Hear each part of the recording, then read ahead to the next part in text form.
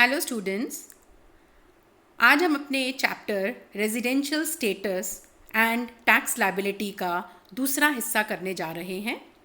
पहले वाले पार्ट में हमने ये समझा कि एक पर्सन एक पर्टिकुलर ईयर में रेजिडेंशियल स्टेटस के रूल्स को पूरा करते हुए तीन कैटेगरीज कौन सी?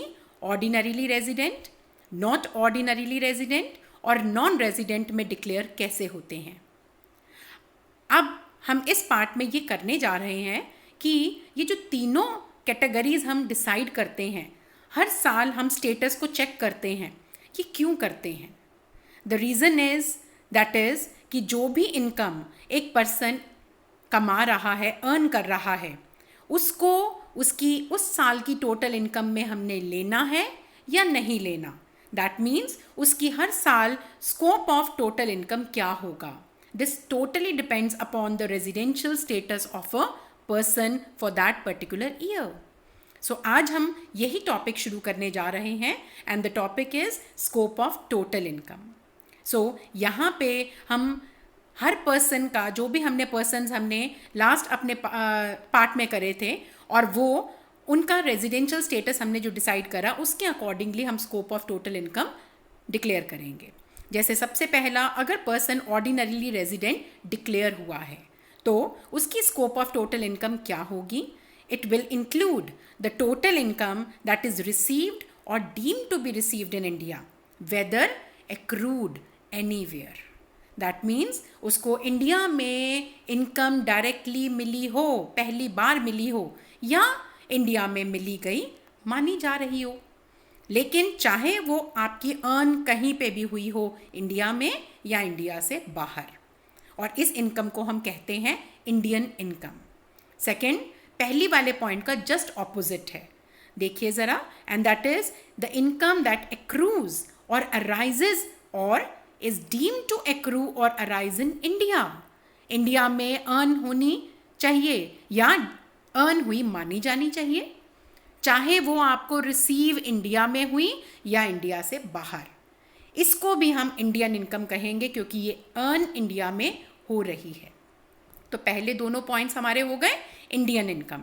अब अगर एक व्यक्ति ऑर्डिनरीली रेजिडेंट है तो उसकी तीसरी इनकम है, वो है एक्रूड और received outside India. This is known as the foreign income.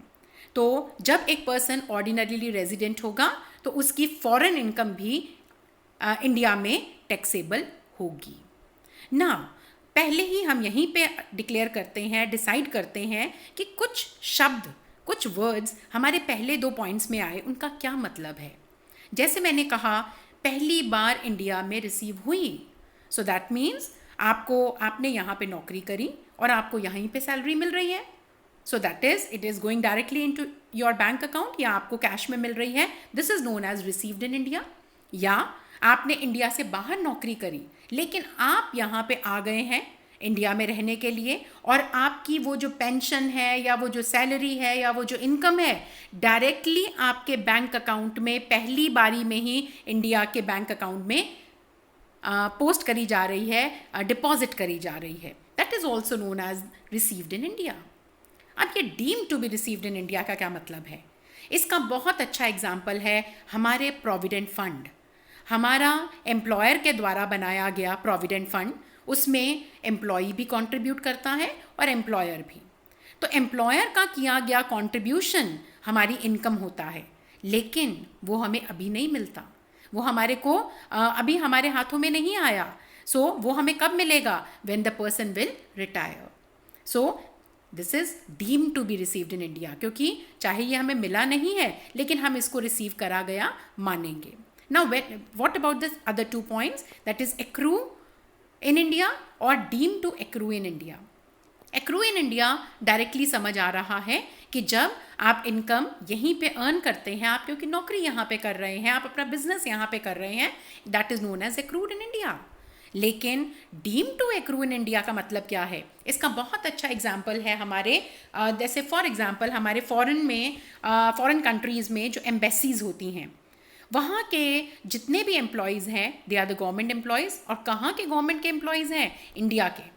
So Indian government उनको अपॉइंट करती है इंडिया से बाहर, चाहे वो बाहर नौकरी कर रहे हैं, लेकिन उनको पे कौन कर रहा है? Indian government.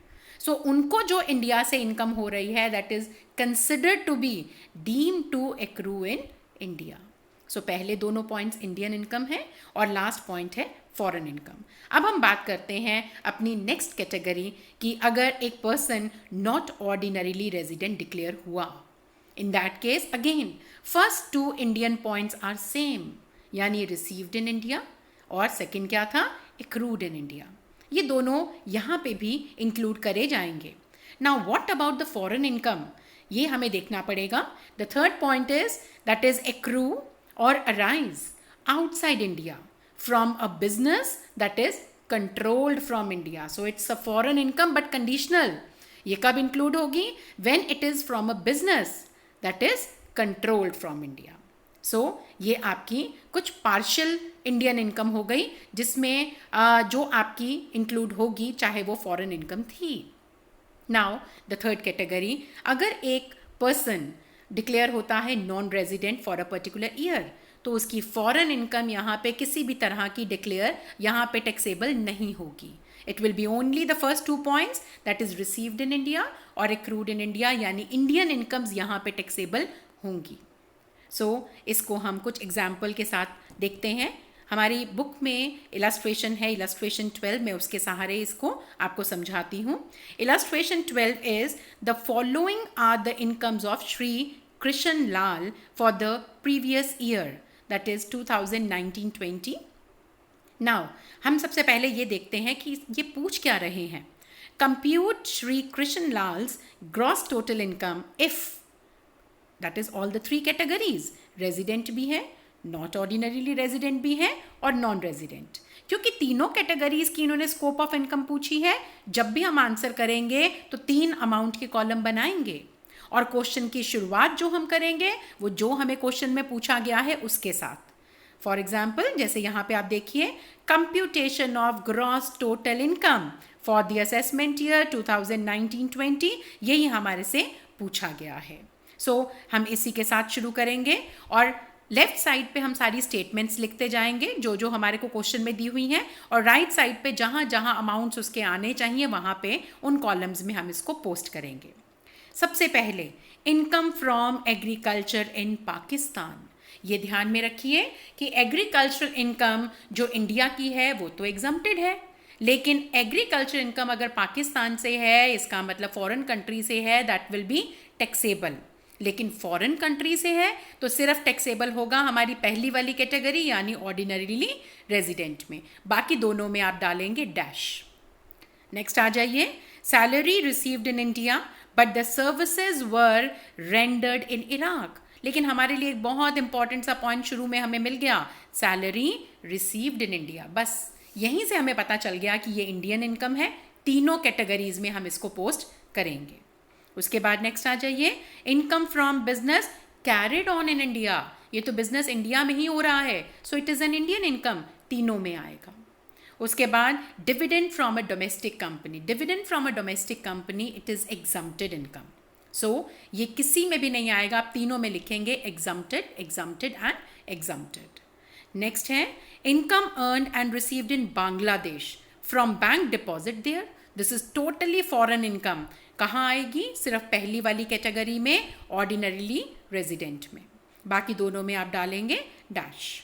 Income from business in Ceylon, that is again outside India but control from India, so this is conditional. So ये हमारा 2 कैटेगरीज में आएगा, फॉरेन इनकम है पहली वाली कैटेगरी में तो आएगा ही, सेकेंड वाली यानी नॉट ऑर्डिनरीली रेजिडेंट में भी आएगा because it is control from India, तो सिर्फ 2 में आएगा। लास्ट वाली कैटेगरी में आप डालेंगे डैश और तीनों कॉलम्स का जो टोटल है हमारा that will be your answer.